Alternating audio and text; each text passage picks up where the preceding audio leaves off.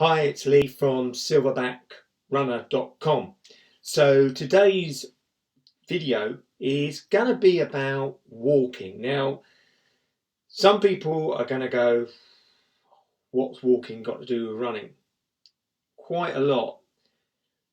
Today's video is not going to be about the walk-run method. I've already done a video on that, so I'll share that somewhere below this video. I want to actually talk to you today about the benefits, or a couple of benefits, of walking generally for your running, or the benefits I've found. Number one, I live about 3.5 miles away from my hair salon I've got in the UK, and I walk to work nearly every day. That's 3.5 miles. Now, I've found that tremendously beneficial to my running. It's helped my endurance, but it's also meant that I've utilised my feet better, because what I tend to do is I tend to tend to walk in sort of minimalist shoes. So personally, at 57, I don't really have the time to adapt to minimalist shoes to running, and it heightens my risk, I feel, of injury. But by walking in minimalist shoes, that is giving my feet a tremendous workout each day at a very, very low impact.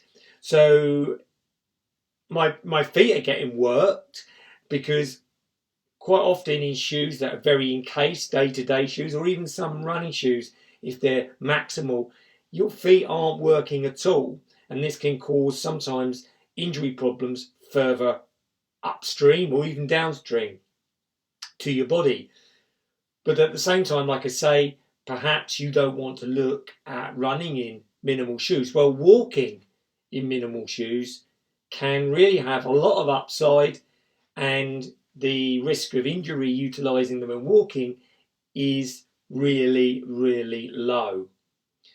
The other thing is, which is kind of connected, is its time on your feet, because I feel a lot of runners are kind of extreme in the fact that the time spent running is sometimes outweighed by the time that they're spent sitting down. They may have jobs that way, or just our sedentary lifestyle in general.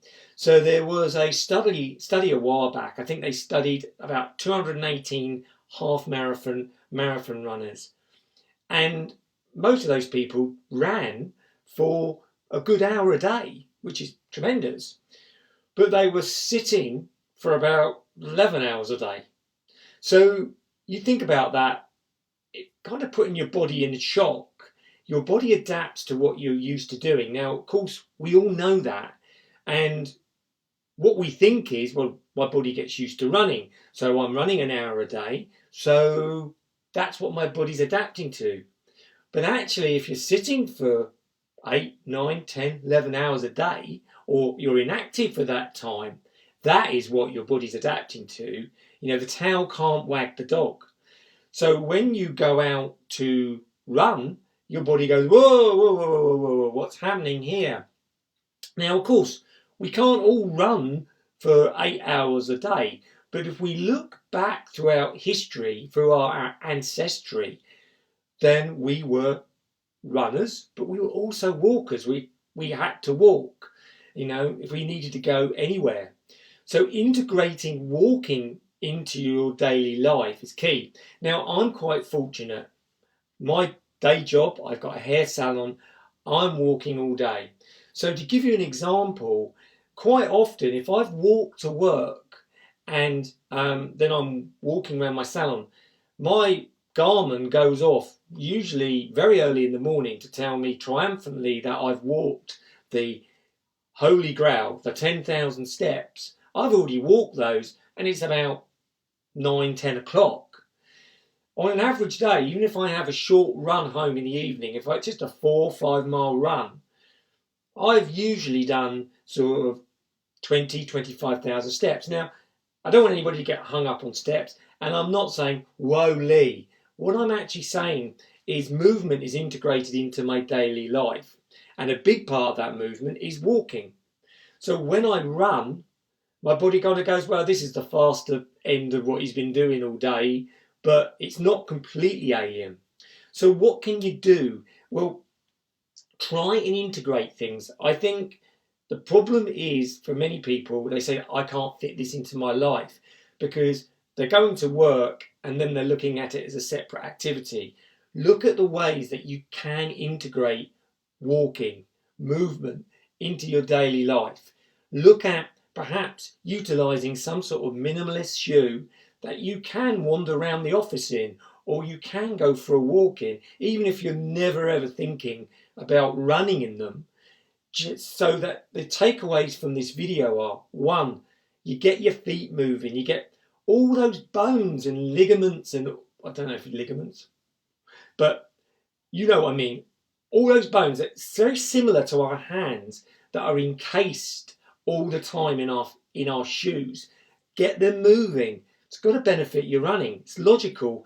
You run on your feet and the impacts on your feet. Yeah, you can protect your feet by utilizing the shoes you wear. I'm not knocking that, but that extra insurance policy, if you will, of actually strengthening your feet, it's got to be good for you long term, above and beyond running.